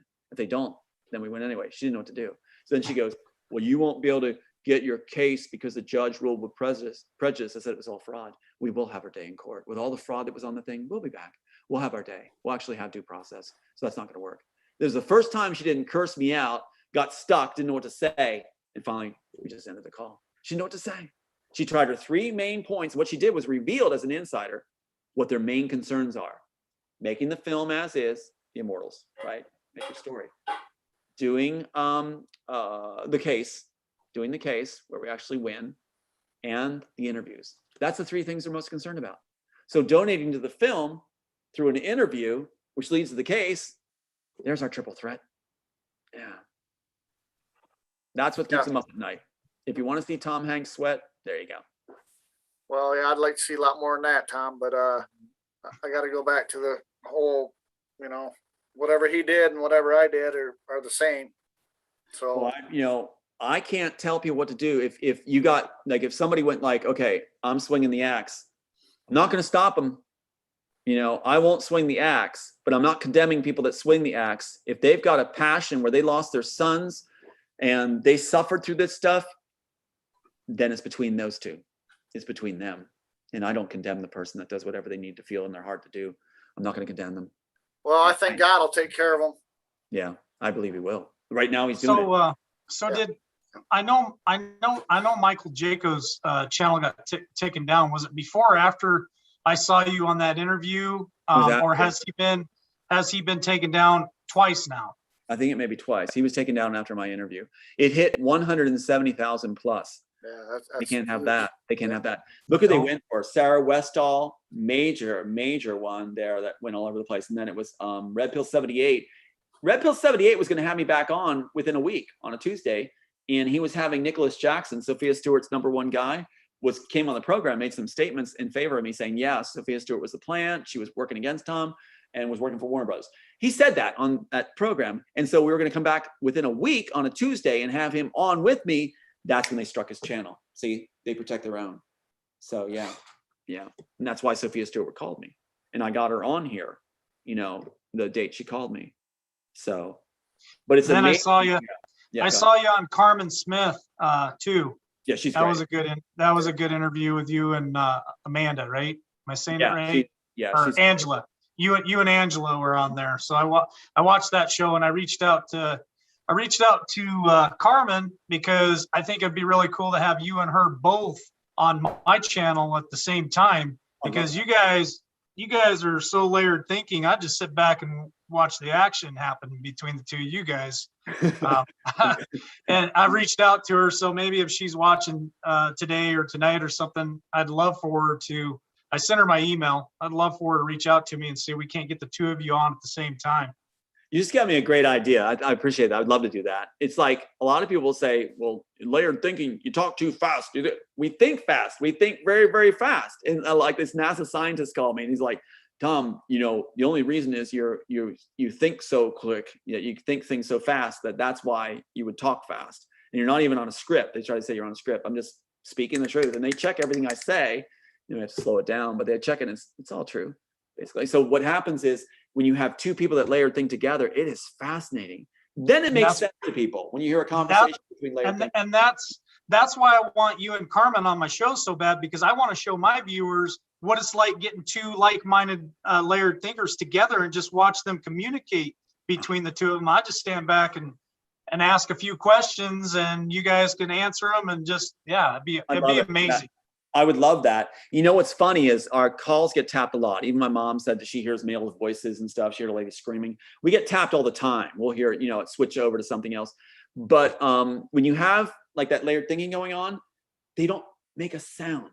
It's like they know you're coming up with ideas. Like my one younger brother, Mark Laird. We'll get on the phone and it's crickets because we're talking film ideas and things like this often. And you just get like this, it goes to that, this goes to that, and then you follow that layer. So it's really cool. So they they're hurting for ideas. So it's interesting how they won't interrupt those kind of calls. But it's interesting. Yeah.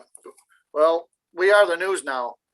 MSN or mainstream media, I haven't watched them in years. So we are the news. And I love having you on, Tom. And I'm gonna have you on quite a bit more. I love it. If it's okay with you. I want to, definitely. That's what they said caused us to win the chess game. Let's bring it home. And like I'm saying, we make this film. I want us all together to watch this film and celebrate because this is the nail in the coffin. This is what they said. If you get to a point where you don't have something going on, you're kind of feeling antsy, like you want to get on a show, just reach out to Jeff or I anytime. And anytime, if you say, hey, are you guys busy tonight? I want to hop on. We had a special guest drop in on us out of the blue. This week on my show, Jeff B, and he's been on my show twice now, and he's got completely different information from you, and it's great because I like to give my viewers a variety of different stuff instead of the same old thing all the time. But anytime you feel the need that you want to hop on a channel, and I'll welcome you anytime. Well, let's do it again. There's so many things we can talk about, which I'd love. Like I always like to hit upon where do these ideas come from, these iconic images the Wachowskis lifted. Where'd they come from? Where they come from in real life? They can't tell you. Like they say, the little girl's just subplot. I'd love to tell you the background of where these things come from, how they came about, why they're so unique. The Wachowskis don't think in layers. There's no way they could write this thing. They never understood it. Joe Silver tried to take over and explain it. He couldn't do it either. He got it wrong. You've got to think in layers to create work like this. And that's why I'm excited for the audiences to see it the way it was layered and how it ties together. What they did was they stripped everything out individually and dissected it. It's like, here's the heart, here's an organ, here's this. It doesn't make it doesn't tie together. They said it's not. And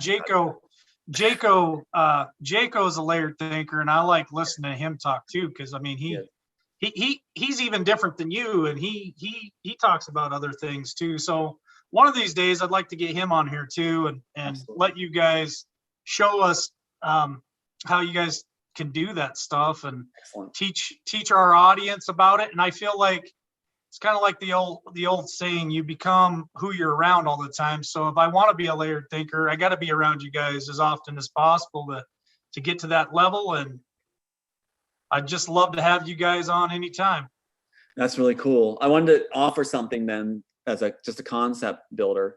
When you listen to music and there's harmonies and different instruments, we're all aware of those instruments and those harmonies, right? We can do that. If you're trying to sing that, you can't sing the harmonies. You can't sing all the instruments. You can't do it all. And so our trouble is trying to relay it, but we can handle all the layers of that music and understand it and comprehend it at the same time. So what we do is we do that with feelings, and we do that with how we track thoughts. We can do it. We can track thoughts at the same time and then pick the one that is enticing to us and follow that into another one that follows that. And what happens is when you solve problems, your mind is so used to having the layers that you'll have an answer like that. And you'll be able to pick. I see so many writers in Hollywood where they're taking the first choice. And I go through a film and go, okay, it's gonna be this choice. Yeah, they took the first choice.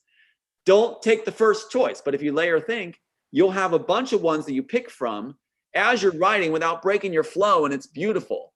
If you're that Hollywood type guy, it's like, generally, it's like you just follow that predictable, and predictable.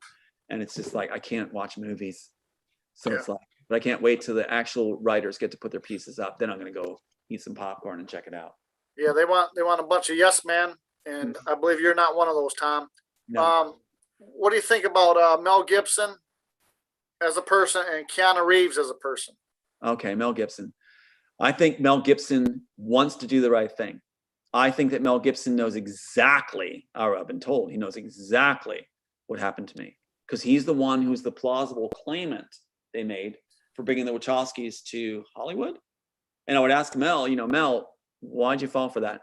It's like, how can you explain picking failed writers, failed painters, dropped out of school, and saying, here, De Laurentiis, here's these guys.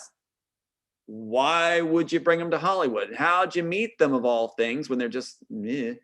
So it's like, and then Mel Gibson getting Forever Young, which is the very first pages of this, about the Allied officer who's cryogenically preserved, brought back in our time, goes to see his wife, Helen. Yeah, and my character's brought back in our time and goes to see his wife, Helena, right? And then she's aged, he hasn't, and that's the opening of our screenplay for the Matrix story. Wow. So they stripped it out for an insurance film, gave Mel Gibson the lead. Mel Gibson kept the idea of thinking he sees his wife in Braveheart and his picture falls at the end when he dies. That's from the screenplay of The Immortals. So Mel Gibson can do the right thing. And it's funny, when he had a couple drinks in him and he did the right thing, he screamed it out. He screamed it out and said, these, what's going on in Hollywood, these bastards. But the thing is, like, that's when he did it. Then he was made to apologize. Mel Gibson is in a situation where he can't lose. Basically, he can do the right thing. He knows I'm right. He knows my work. He saw it on set, I'm told. So I'm looking forward to meeting Mel and him making a good choice. I think he's a good actor. I think he's done a great job. I think he's got a heart in there. Time to break those strings for real, and you don't need alcohol to do it. Just break the strings. So maybe I'll have him on my show. Maybe go for it. Keanu He's Reeves, welcome on my show anytime. Good. I'm a fan. Good. Keanu Reeves, I've been laying the carpet out for him and for a long time saying make the right choice. It is fascinating that he is now basically modeling himself after my own character. I wrote the main character after myself, Neo character, because I was trying to first door opener piece, they call it, door opener piece. So you model after yourself so the person's fleshed out and believable. What would you do as a lead character? That's the best way to write something. Yeah. So now he models himself after that character, And it's interesting that he saw that script on set the whole time, I'm told. He used this set this is what Wachowski's held with a storyboard, and they made it up as they went along. If you look at that interrogation scene, which is the first scene they shot, the interrogation scene, with my high school birthday, dad's name, my name, TA 4099 in the side column. That graphic, okay, that scene, when you see it played, he doesn't look like he has any direction. And there's no ambience that's filmed for the room. All you have is, and he's looking around like this. So the Wachowskis weren't interested in actually doing that scene well. They were interested in putting the joke in of all my personal information, including my high school, into the first graphic and having it open for a split second upside down. Susanna Bolge, their graphic designer, said anything in for split seconds for their director's eyes, entertainment only, and keep it interesting. So how do I feel about Keanu Reeves? I look forward to meeting him, and I look forward to making a good choice. Right now he's a liability to Hollywood. He's a liability. And I look forward to connecting. Because if Keanu connects with the guy who actually he played, and the piece he wrote, the character I wrote, which was myself, and he played, think of what it would be for him to play the real film. Yeah. To play the real film. That'd be awesome. What a story that would be. Do you think he's too old? I'll write him a sequel. You think he's too old to I'll write play him a the part? sequel. I'll write him a sequel. He needs that redemption, I think, that opportunity. And I think, like I said, I give people a chance. I've had people in my life that just tried to destroy me and hated me. And they'll come up and go, Tom, I tried to hate you. I'm sorry. And they'll go, I tried to dislike you, but I couldn't do it. And then they become best of friends. There's always that chance. There's always that chance. Warner Brothers wants us to think the other way. So I'm going to lean to the side of there's always that chance because they don't like it. Yeah. Here's a wild question for you that I just thought of when you brought up Keanu. So you know Ashton Kutcher, and you know Hollywood. So he, I guess, went in front of Congress or some type of committee and was helping design an app or a program to track trafficked children to try to bring them home. What do you know about that, and how do you feel about a Hollywood star being part of trying to help save children? I don't know anything about Ashton. I don't know if he's a pedophile, not a pedophile. I have no idea. I'm just curious on your thoughts on that. Here's my thought as a layered thought that came to me. I like the layer that came to me, one of the layers. Let's have the jurisdiction to form a people's investigative organization. Let's get let's have a warrant for the FBI, break into the FBI and CIA's offices legitimately, grab the material. We'll find out where every kid is. And let's get them back. We'll find out about films stolen. We'll find out about everything. They're crooks. So let's get a new organization. Let's disestablish the FBI, dismantle the CIA. They're hurting our world. They're hurting this country. They are not patriots. They're destroying everything that's sacred and good, including children. So what we need to do is dismantle them. In the meantime, we need an investigation launched into them, grab their records. And what's funny is in the immortal story, the FBI records are grabbed. The CIA records are grabbed. They're taken. Let's do it. Let's find a way where a president says enough and do a full-on investigation, and their journals don't get out of jail free because they're keeping journals. I'm sick of FBI and CIA agents telling me they're keeping journals for the right time that it profits them. I think their journal keeping should convict them that they kept these journals and knew what was going on. Yeah, waiting absolutely. for a time to profit off of all these people that suffered. What? So, and they're talking about writing their books too, that they want to write their books. And Michael verified what I was talking about, Michael Jacob. So they want to write their books. I'm sick of hearing about that too. These guys need to be investigated, go to jail, no get out of jail freeze. No get out of jail freeze.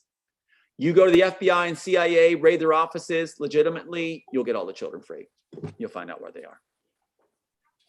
Yeah, pretty deep stuff. It's everything's connected, and I agree with you. A lot of those agencies already know what's going on.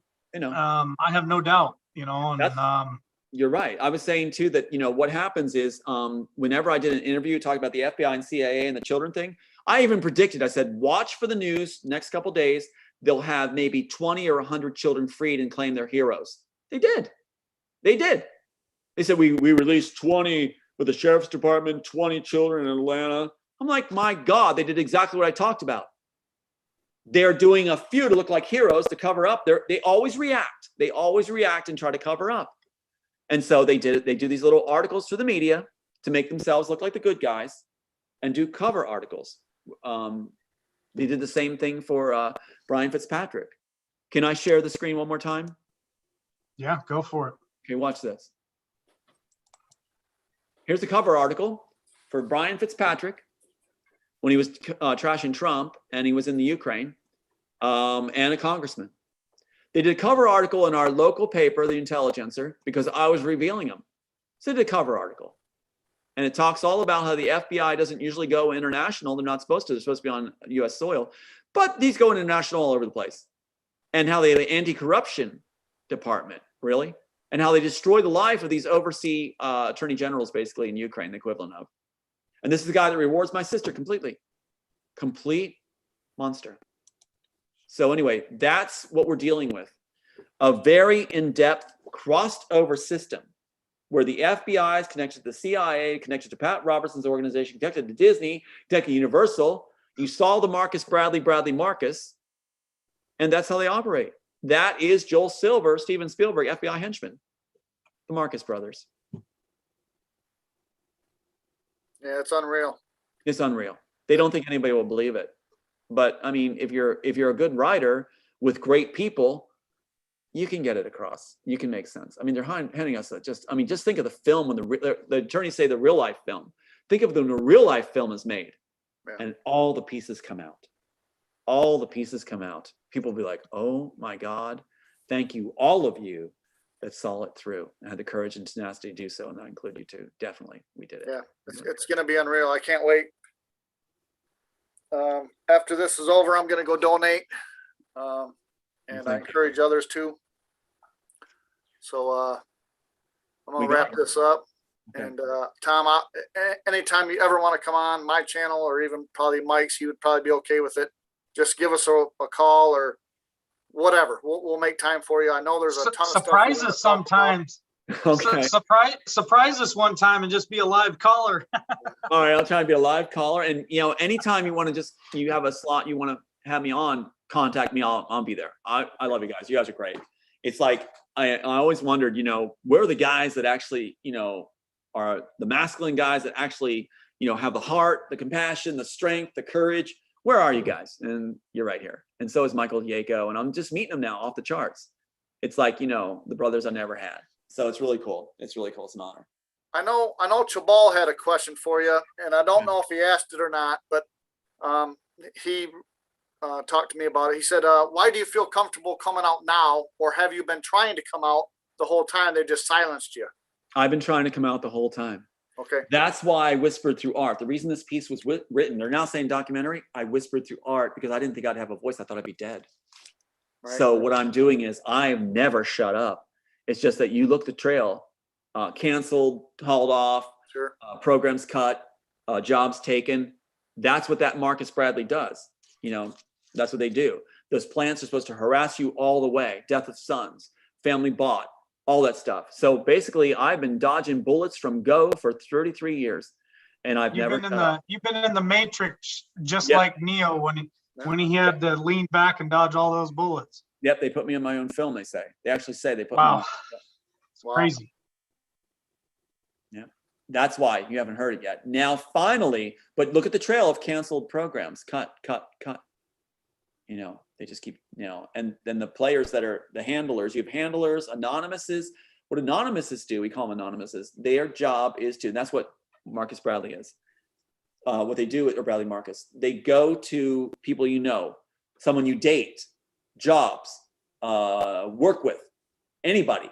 They approach them, and it could take 2.5 hours. They will badger them to have you dropped, cut, try to create despair. So these people are employed to do that. That's one of the tactics. I'm writing the playbook now, one of the books I'm writing. And it's one of the tactics they use heavily.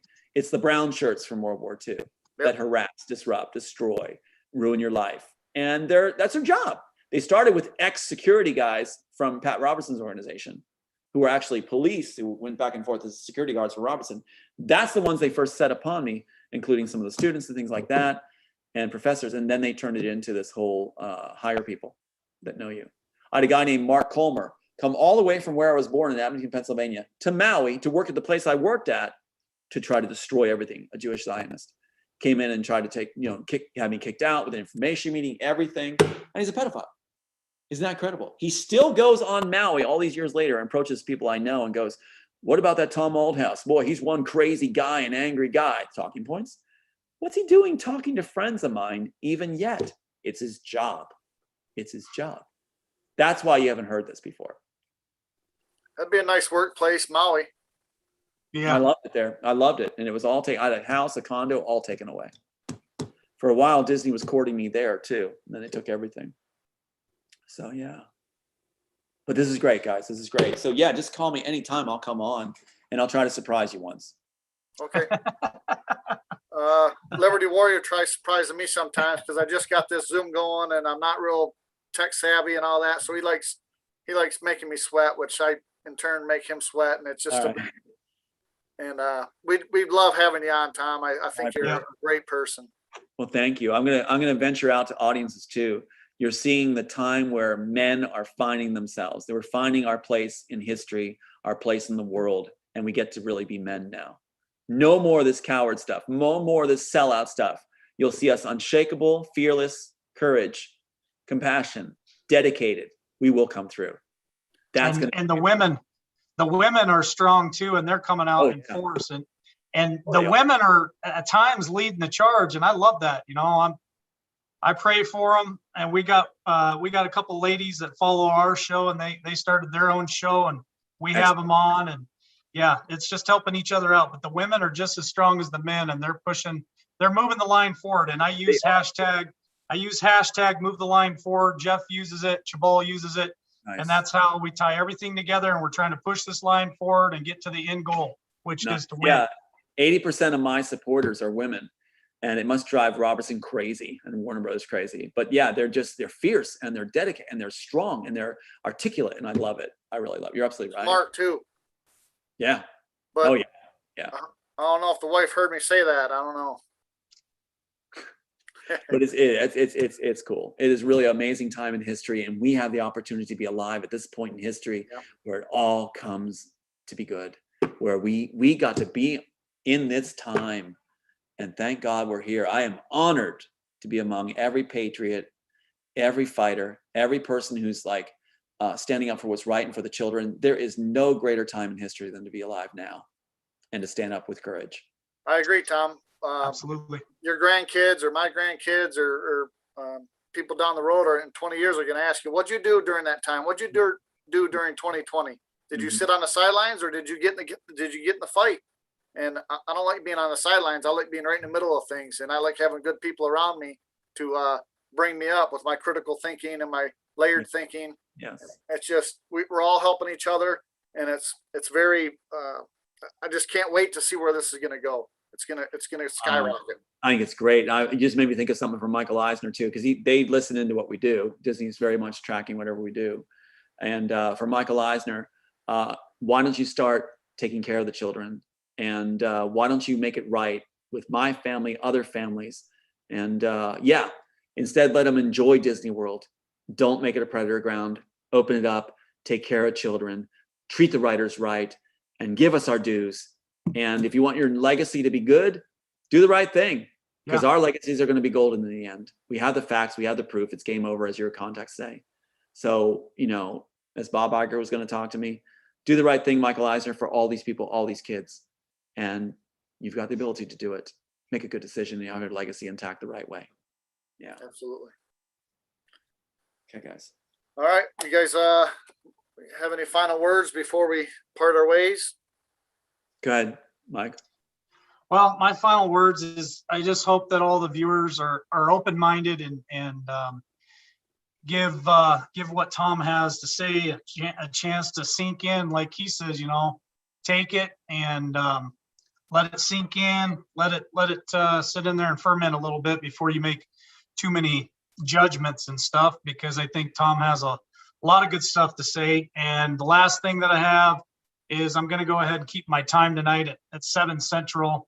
So I'm going to go ahead and go back on tonight on my show, because I know a lot of people probably missed me last night. So I'm going to go on tonight. So catch me at Liberty Warrior at 7 Central, and appreciate all you guys for watching. And thank you, Tom. Thank you for showing up. My pleasure. All right, Tom, you got anything? What's that?